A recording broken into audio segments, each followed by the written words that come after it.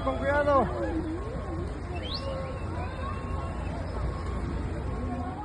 Mexico City, the capital of Mexico, and the neighboring state of Mexico faced one of the most serious meteorological crises in recent years. On Monday, June 2nd, 2025, with heavy downpours and flash floods that began in the afternoon and lasted late into the night.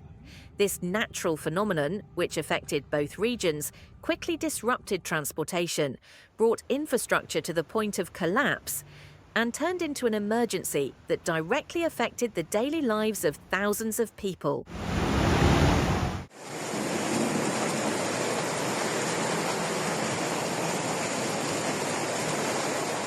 In many parts of Mexico City, heavy rainfall, averaging between 15 and 45 millimeters per square meter in a few hours, caused water to accumulate before it could be drained, flooding dozens of neighborhoods. Emergency calls came from 53 different parts of the city, especially in the eastern and southeastern districts. The highest volume of calls came from districts such as Iztapalapa, Xochimilco, Tlalpan, Tláhuac, and Coajimalpa. The floods hit not only streets and intersections, but also residences, public buildings, and transportation infrastructure.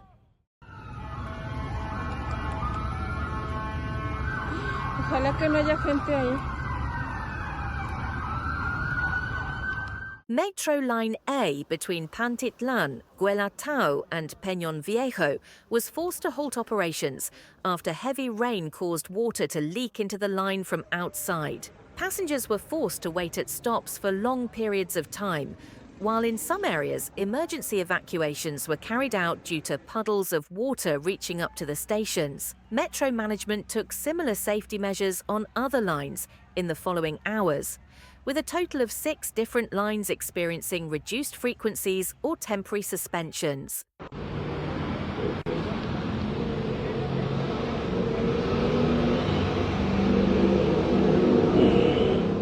One of the biggest problems caused by the heavy rainfall was the inaccessibility of the city's main transportation arteries. Busy roads in the capital, such as the Puente de la Concordia Bridge, Ignacio Zaragoza Pass, Circuito Interior, Viaducto Miguel Alemán, and Fray Servando Teresa de Mier were closed for hours. In some underpasses, especially in the eastern zone, the water level exceeded the chest level, and the river police began rescue operations with boats. Images of pedestrians trying to walk by their own means and motorcyclists waiting for help in the water were widely shared on social media.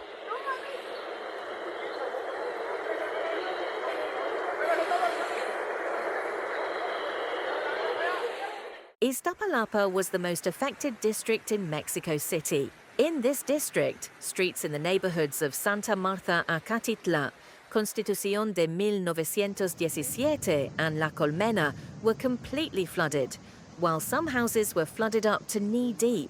Municipal teams tried to evacuate the water with makeshift pumping vehicles, but the infrastructure did not have the capacity to handle such a heavy rainfall, making the work inadequate.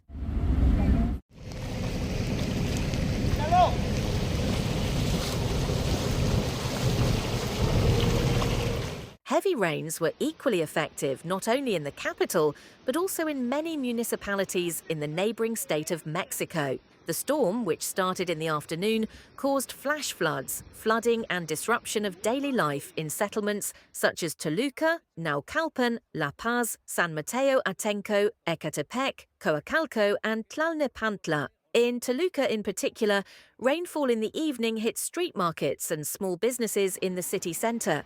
In neighborhoods such as Capultitlan and San Lorenzo Tepaltitlan, the mud that came with the rain filled the streets.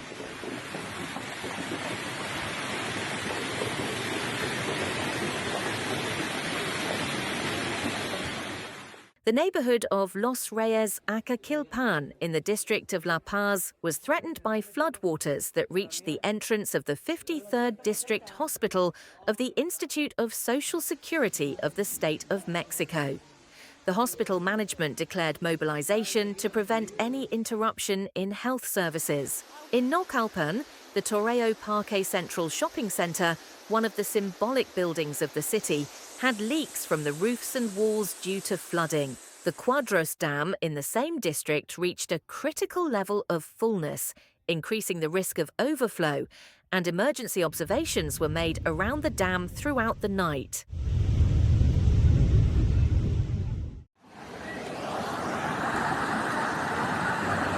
Hijo de su reverenda.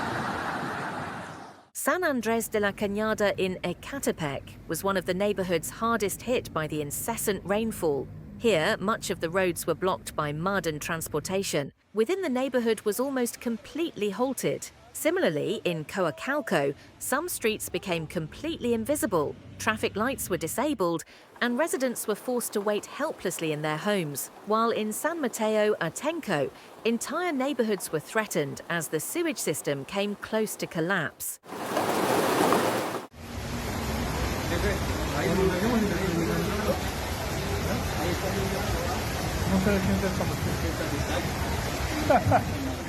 According to estimates by Mexico's National Water Commission, such rainfall in the region exceeded a normal monthly average in just a few hours and posed serious flood risks, especially in mountainous and low-slope areas.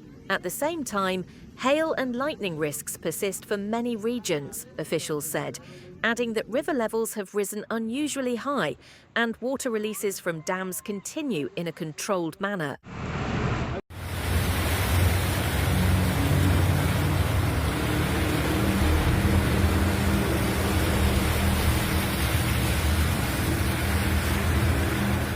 In the aftermath of this major disaster, a critical message for the public in both regions was clear.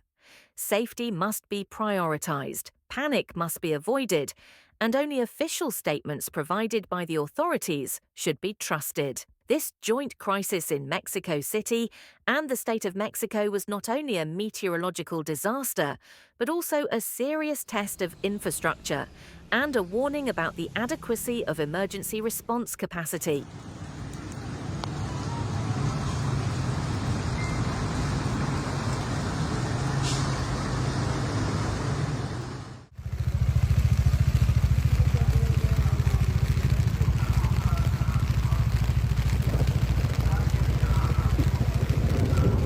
On this difficult night, we convey our get well wishes to all citizens affected by the flood disaster. We hope that the wounds will be healed as soon as possible, life will return to normal, and the necessary steps will be taken to prevent such disasters from happening again. Please don't forget to subscribe to our channel and turn on notifications to follow the latest developments on disasters. Stay safe.